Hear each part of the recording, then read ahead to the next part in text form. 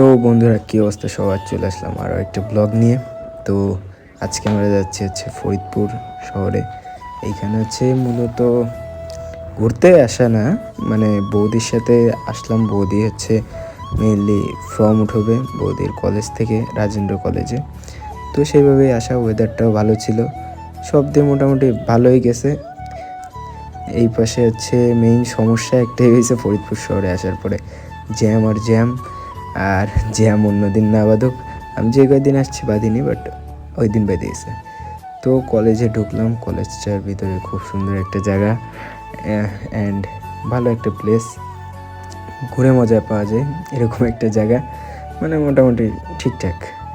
পরে ওইখান থেকে আমরা রাজেন্দ্র কলেজ ঘুরে 1 ঘন্টার কাজ শেষ করে পরে গেলাম ফরিদপুরের প্রাণকেন্দ্র হিন্দুদের, সেটা আমাদের অঙ্গন মন্দির।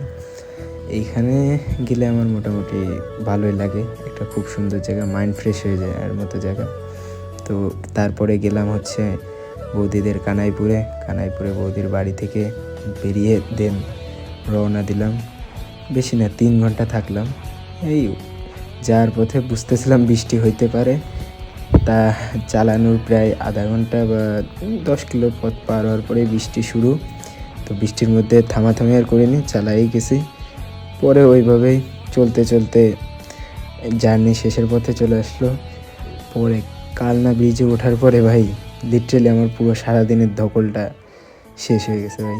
এতটা বেস্ট ভাই, বেস্ট এবার ভাই। কালনা ব্রিজ থেকে এরকম একটা ওয়েদার দেখতে পারতেছি, সেরা ভাই, সেরা ম্যান।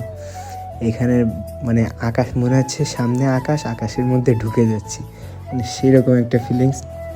তো আমি জানি আজকের ভিডিওটা একদম বিচ্ছিরি হয়েছে, ভয়েস ওভারটাও বাজে। তো যারা অপছন্দ করেছে তারাও জানাও। অ্যান্ড আজকের মতো বিদায়, দেখা হবে আবার।